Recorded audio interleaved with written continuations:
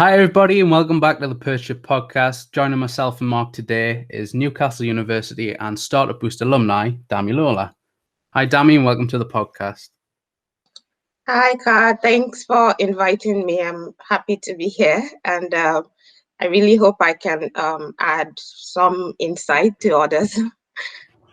No, I think you will, because considering you've been on Startup Boost as well, and Mark's here to give some insight on that as well.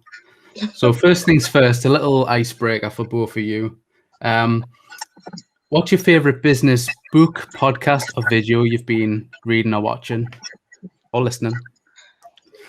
Oh, okay. So I have I love reading books. So recently I read this book by Patrick. Yeah, I've forgotten his name, but he's like the guy who does this YouTube valuetainment.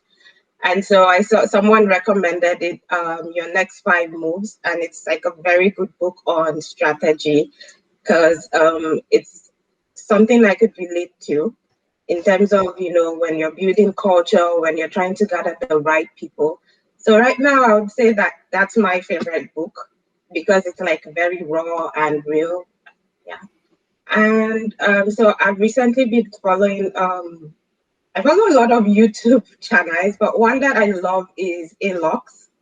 And I also love Founder because I think that it's nice that they have all of these entrepreneurs that they interview, and you're getting the gist of what the process is like. A lot of people are infatuated with results, but I am more concerned with what is the process like. What were you doing when you started, and what were your mistakes, and how did you navigate those mistakes? So I think it's like an interesting YouTube channel. That'll be really good to share. And Mark? At the moment, it's the original company, which is the Alex Osterwalder book. Again, I've read a lot of the stuff when it first came out, so it's nice to read an updated. This is, I think, the newest one. So it's nice to get some updated case studies, because when I actually studied even applied management, that was 10 years ago. When I did business and finance, that was 30 years ago. So it's nice to have some updated thinking. Yeah. Yeah, all those strategies books are really good.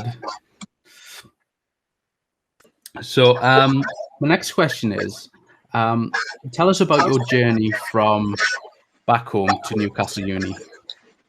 Okay, so in early 2019, so I just knew so actually my background is in geology, and during that period I had the opportunity to really see everywhere in my country.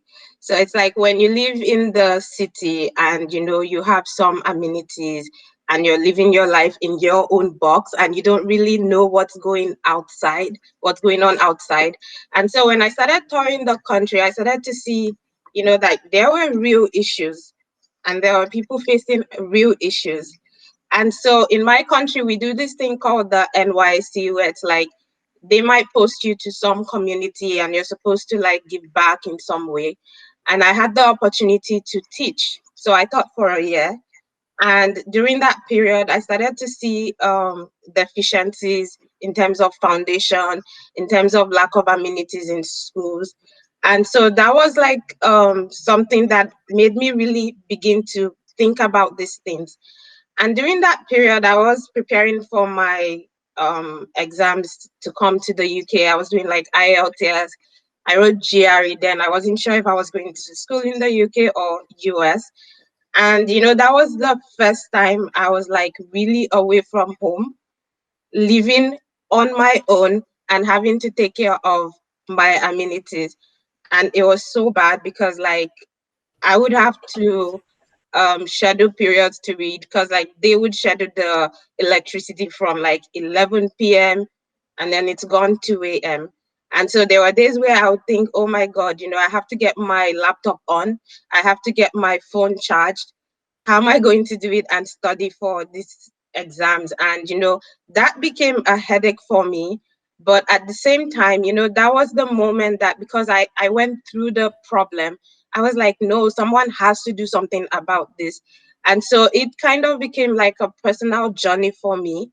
And then I started asking people questions, and it was crazy because, at that point in time, when I was switching from geology, I wanted to do something in renewable energy, because in the past, I always thought, oh, I'm going to work in the oil company like everybody else. But then I used to watch this show called Business Frontiers on CNN. And then I started seeing all these great things that were happening in terms of clean tech, concentrated solar powers, and all of that stuff. And I was like, oh my God, I have to be part of this, And so that was why I decided, okay, I'm going to do renewable energy. And so during that period, I started taking this course online, like a diploma course on introduction to renewable energy. And it was so hectic for me because some days, like, imagine taking an online course and you're dealing with, you don't even know if your electricity is going to be for 2 hours or 4 hours. And so it was like, it really slowed down my pace. But, at the same time, it was really an eye opener because I put it down on my journal then and said, I have to do something about this. I have to be one of those people who ultimately, do something about this. And I started asking a lot of people that, hey, do you take online courses? What do you do? What kind of courses do you take? What have you faced? And then, that really opened my eye to the fact that there's also this growing community of people over there who's like, they are like, they want to learn online. And I'm like, wow, this is really a growing community and it's a serious problem. So, and, coming to the UK, I was like, I'm going to do something with the knowledge I gain. And I'm going to go out there and seek validation and see if I'm even on the right path. And so I remember seeing the Schneider Electric Go Green competition. And I'm like, okay, I've had this idea in my head for such a long time. How about I go and try and see if anyone even thinks it makes sense? And, it was so shocking that after doing the UK round, me and my teammate, we ended up winning. And I was like, wow, people really do think like there's something in this. And so since then, I've just always seeked more opportunities to kind of, get that community of people who can support me. So I did Be Changemaker as well, which is a HP Live pitch competition. Then I did Startup Boost Pre-Accelerator, which was a wonderful experience, by the way. So yeah, that's my journey so far. Wow, such a journey. And I think with so that experience that you had, that turned into the idea of Bridge, doesn't it? Yeah. So seeing, I think because people are invested in that problem because it's a real problem, and it's something that people in the UK or the USA would take for granted because it's we don't have that issue, and it's really good to see people building businesses that are fixing real problems in Africa. So I think your idea with Bridge and every idea that is helping the real problems are just amazing. And I think any business in that sector hopefully will do really well and make the world a better place. I hope so too. Thank you. So was Bridge formed in while you were at uni, or was it an outside project? How did Bridge come about? So, like I said, before I came here, I had it like a rough idea. I didn't know what it was going to be, but I just knew that I wanted to do more in terms of the educational sector because growing up, my mom was a teacher. And so, one thing my dad would always say is the best thing that, we can do for you as parents is show you the how, which is through education. So for me, education has always been something that I cherish a lot. So it breaks my heart when I see other people, it's like they're not being given that opportunity to tap off what, and I'm not saying like you don't need to go to a uni or something, like knowing the how, having the methods, knowing, what to do. Because if you're going to add value to yourself, to society, it means you have to go and gain some skill, some knowledge, and you need to know the how. So for me, I took that passion, and then and at the same time, because I'm in love with climate change, anything clean energy. I've always loved anything energy. It's been one of my passion. And so I started looking at it like there has to be a way this is connected. And then I looked at the SDGs, and I was like, for me, on the SDG, what I find most important in solving is no poverty, because I've seen it firsthand. It's not happened to me, but I've seen it firsthand when I tour the country, the level of poverty. Like, I remember one year when someone said 50% of the people in my country are living in poverty. I was like, no, this is just media stuff. Until I went out there and saw it out of my comfort zone, I'm like, no, this is real. And so when I did this mapping out, where I was like, okay, how do we solve poverty? That means people would need skills. That means they would need quality education. But then there's a big thing standing in between quality education, which is there's an infrastructural gap. Somebody who's concerned about am I gonna have electricity today is probably not concerned of should I be finishing my MOOC or whatever course I'm taking for like this week. They're more concerned about other things. So it's like, if you put infrastructure in place, people will just, it makes life easier. And then at the same time, when the pandemic happened, it was crazy because, like, my mom being a teacher, there was nothing happening, so every time I kept asking her what's going on with the schools, everything went on lockdown. And it was because they could not give out that the virtual trainings, because most of the kids said, some of them, no electricity for a month, a week. So what are you going to do about that? Some of them would say they have poor internet access and all of that. So, looking at all of these things was one of the reasons why I sat down and I was like, there has to be a connection between clean energy and ed tech. And so when I started asking questions, I found out that there's a growing population of people who are already giving MOOCs.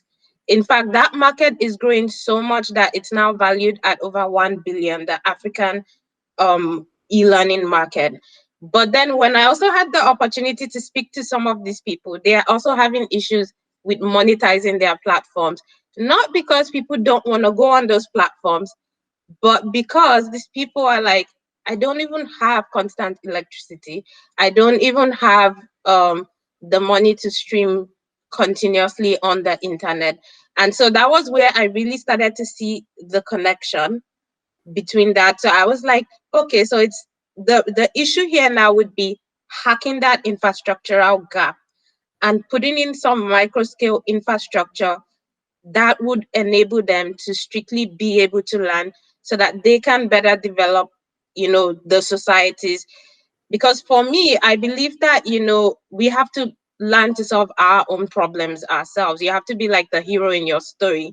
I mean, yes, you could go there, you could donate money, you could give them money, but ultimately they're going to come back for more money, as opposed to actually putting in place the things that they need and saying, look, go and learn all of these skills and start creating value in your society. So for me, that was the direction I was taking in when I was coming up with the idea. Really, really interesting. So what are the obstacles stopping the idea becoming a reality? Okay, so there are a couple of them. Okay, so after Startup Boost, because we wanted to go from the idea, we invested so much time understanding the problem. And I was like, okay, it's time to execute. Obviously, if you're going to execute, you can't do it by yourself. You need people. So you need people that are going to build, you need people that are going to help you sell and all of that. And so I think that, we rushed a bit in bringing people on board, and we had like 3 people join the team. And so unfortunately that didn't work out because we rushed so fast that it didn't make us consider things. It wasn't just about bringing people on board who know how to build stuff or who know how to do things. They can have the best of skills, but ultimately it's about, do they fit into your culture? And I think that's a discussion that my co-founder and I didn't have in the beginning.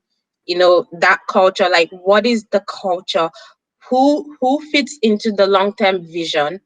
And who are the people and what do we consider as dedicated to the idea? And also, what does work ethics even look like?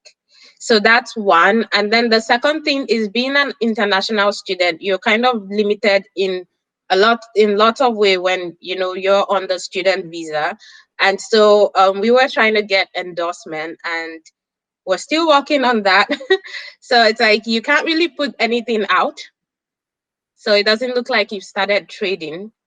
And so that was one of the issues. Like, okay, so how are we supposed to prove to someone saying this is a real issue and there are people who want this idea to come to light, if you can't even like put up something like a landing page to show that there are people who are already signing up? So that was one of the issues. And of course, we want funding.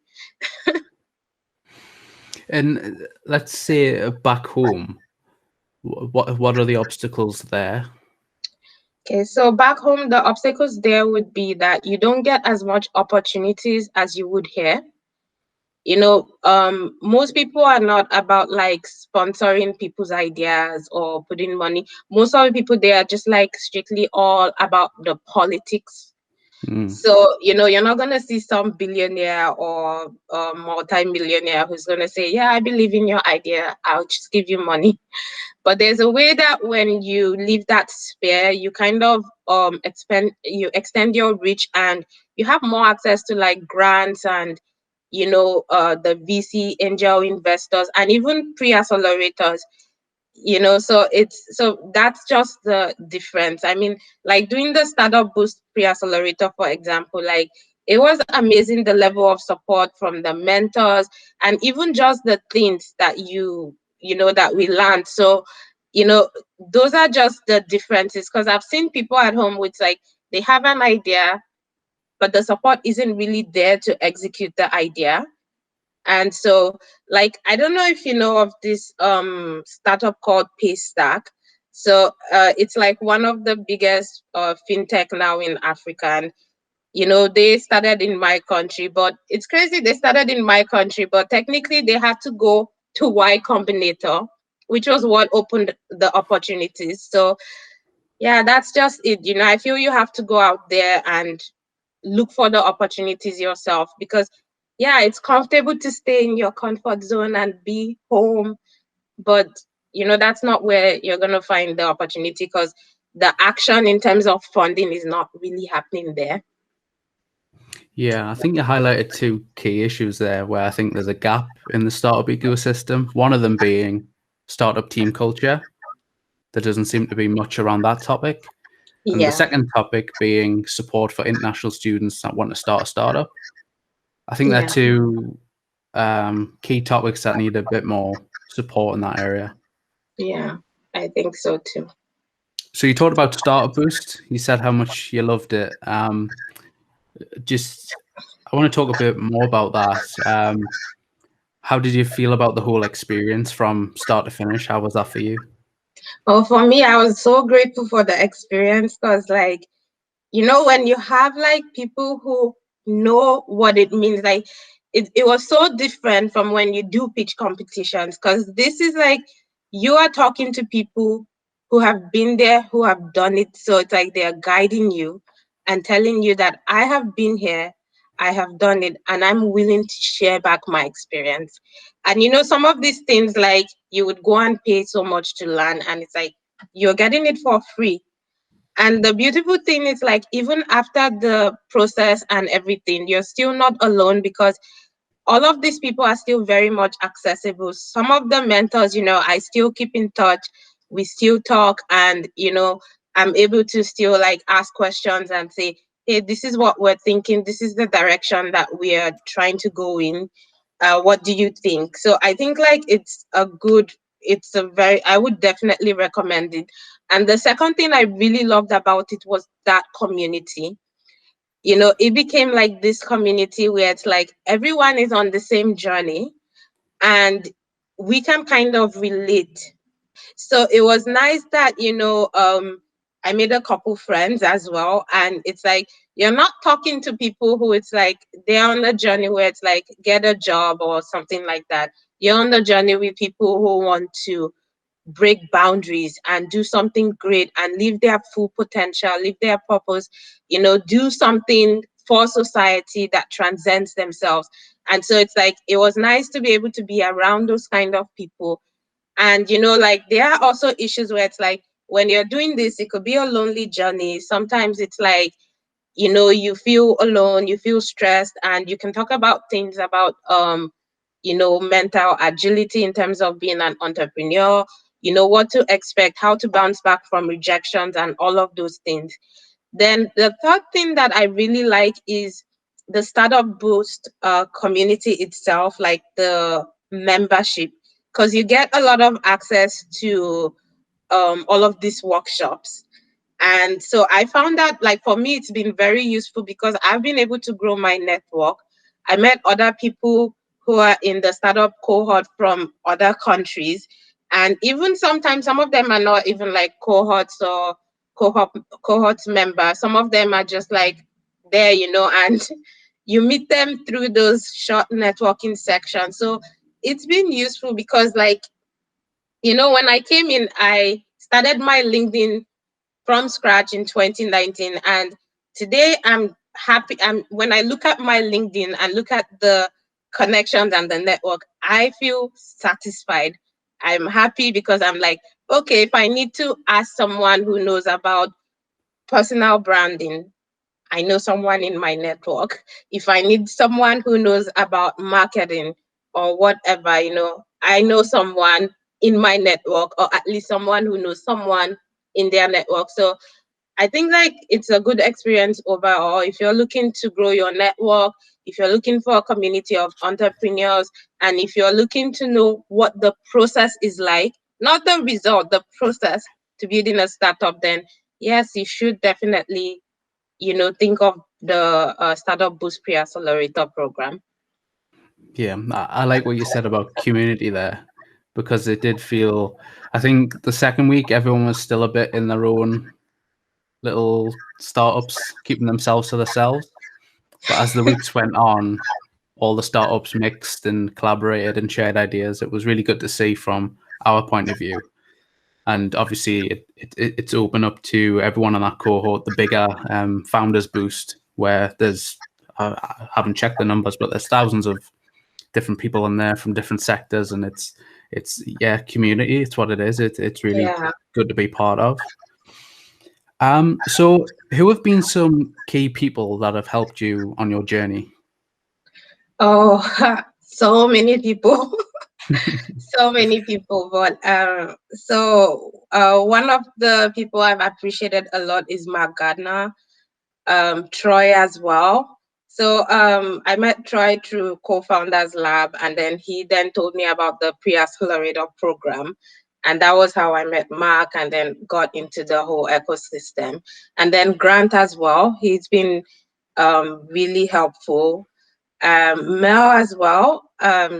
She's also been helpful. I remember when we were making the pitch decks, and she was super helpful. I sent her the email and said, hey, what do you think about the decks? And she sent like, she didn't even have to do it, because I know like she does all this public speaking presentation thing, and it's like, people pay her and she's like doing this for free. I'm like, wow, that I found like, I was grateful for that, and that was like impressive to me. And Norma as well, she's been excellent. Like, you can just send her messages, and so she's good in terms of what personal branding and all of that stuff. Yeah, and so many other people like that. But for me, those are like the key people that I think like they've been very helpful, and I'm like I said, I'm really grateful. And also, yes, my college professor as well, Katie Ray. She's one of the initial people who supported this idea from scratch. So I'm also grateful to her. Yeah, and I think a common trend with all of them people is that, you know, they are approachable. You can just send them a message, even if it's just a how you doing, or could you check this over, and they will be helpful. So I think, again, it goes back to community with Startup Boost. It's just a group of people that just want to help each other, and there's no negativity or selfishness. It's like, you know, we're sort of in this together, sort of thing. Yeah. So it's really cool. Yeah. So thinking back, what's the one thing you wish you'd known before starting your entrepreneurial journey? So the one thing I wish I had known was culture. Yeah. You know, because that's very big for me. I'm a bit obsessed with it now. I wish that, you know, I had those conversations with my co-founder and before bringing anyone on board. So I think like that's one of the key issues, because yeah, you could have your idea, it could be a nice idea, but you know, ultimately people are not really investing in the idea, they're investing in execution, you know, and the people who execute would be the team, the founding members. And it's if you don't have the right culture in place, then there's going to be serious issues. And if you can't have those hard conversations, then you can't implement. So one lesson I learned is you have to figure out in-house before you bring anyone, you know, external, whether it's your stakeholders, investors, or what have you.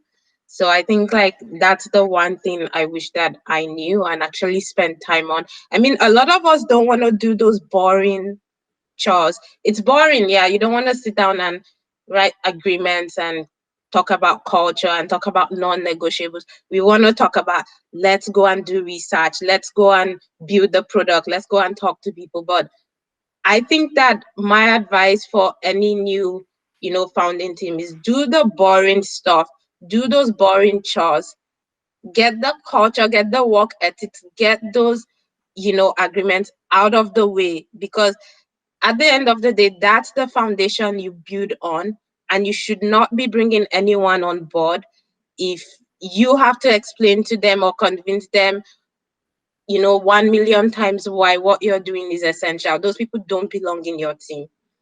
So Yeah. No, that's a great point. I think what you said is very true. It's sort of people coming into your idea, your business. There has to be a certain like buy-in. You know, they have to believe in what you're trying to achieve. And I think it is difficult, and I've experienced it myself. My startup, we have our co-founding team, and then we have the other team, but there has to be like a connection there for it to do well. And I think in Purch's point of view, we've been quite lucky because there hasn't been any sort of clashes. Yeah, there has been like work a bit, you know, delayed, but it's like as a team we can get through that. But I think I totally understand where you're coming from there. And there's actually a good book by Strategizer. I think it's actually on my bookshelf there. I think it's the newest one about team culture. Yeah, I saw it on I did see it on your LinkedIn, and I actually went and purchased the book. Yeah. Because I'm like, oh my God, you know, at this moment when I was thinking of this, you know, Carl has gone and put it on LinkedIn. I have to buy this book. So I think it's called High Impact Tools for Teams or something for businesses. Yeah. So that's a Strategizer book, and yeah, that's another one I definitely recommend. Even little things like how you speak to people is in there as well. So that was quite interesting to read. Yeah, so highly recommend that one. You touched on it a bit there about your advice about people coming into sort of like into the startup world. But I want to get down to some specifics here. And what advice would you give a student coming to the UK to study, but who also has a business idea? What advice would you give them? So the advice I would give them is, if you have a startup idea, still pursue it. You know, don't let boundaries or limitations hold you back, because ultimately, yes, there might be, like for me personally, I might be going through this issue of getting endorsement, but at the end of the day, it's still my idea, and it's what I decide to do with the idea. It might not work out here, but there is an entire global ecosystem for startup ideas. And, it's about work on your idea, apply for anything you can apply for. If it's pitch competitions, if it's pre-accelerator, get as much validation as you can, get as much feedback as you can, and just make sure that you are associating with people who can help you, because it's not a solo journey. You won't win if you're trying to make it a solo journey. There are people who are more knowledgeable, there are people who are more connected, and you need to go and find them. Means you need to do more. And so when you do those things, there are a lot of accelerator programs you could always do and join, and you don't need to limit yourself to the UK.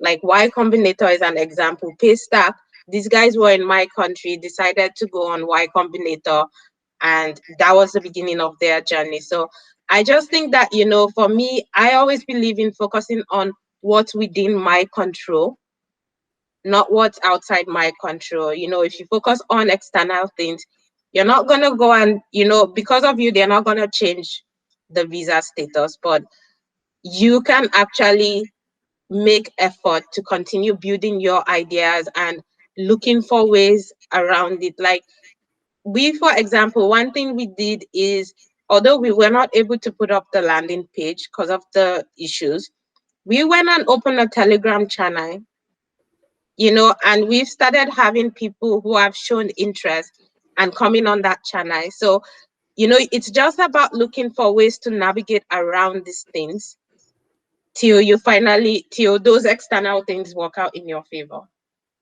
So. No, it's a really good point. And yeah, just adapting. If there's a barrier in your way, okay, how do I get past it? And exactly. you just give a great example there. So I've just got a couple of questions left. I've loved the podcast so far. So the next question is, what inspires you?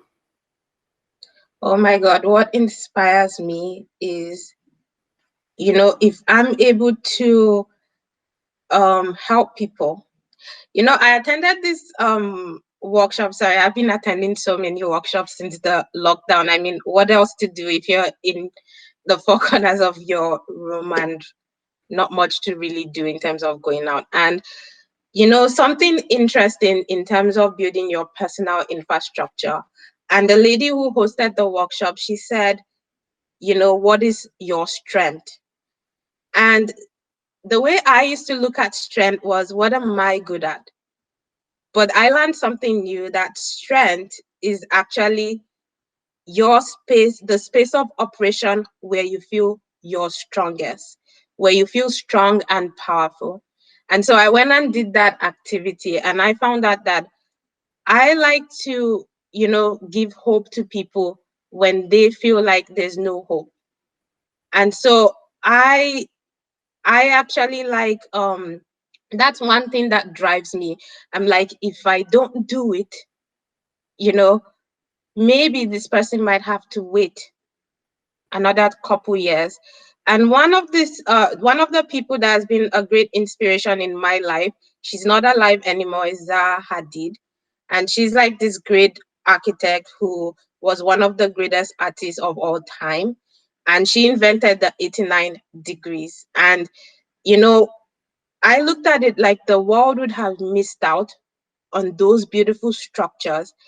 For the FIFA World Cup in Qatar, she's like, it's her design, and they're using it. You see modern buildings, and they're having all these funny shapes that look beautiful. And she brought that to light. I cannot imagine, and if you look at her story, she was from Iraq and then schooled in the UK. So I imagine that if the parents had not put in those opportunities for her, the world might never know what the 89 degrees means. So that's how I live my life. Is I want to be someone who is able to give hope. And something happened to me. I think like when you have a deep purpose in life, that could really save you, because in early March, my mom passed away from cancer, and it was very difficult for me, so difficult. And I didn't want to do anything. I could not pick myself up. I spent nights thinking, crying, not able to sleep. It was just a weird moment for me, and I was just shattered. But then, 6, 7 weeks later, I was just like, what about your purpose? What about your hope? If you give up now, yes, we want, one of our biggest why might be like you want your parents to be proud of you. But having a why that transcends you, that transcends your family, can ultimately save you. And I think my why saved me, because I almost did give up, and I was just like, there's a bigger why, and that's not what my mom would want. She wouldn't want me to just give up. She worked hard for me to be here, and I've worked hard to be here, and I can't just give up because I lost a parent. Yes, I lost a parent, but ultimately there are still people living in this world who are still alive, and they still need hope.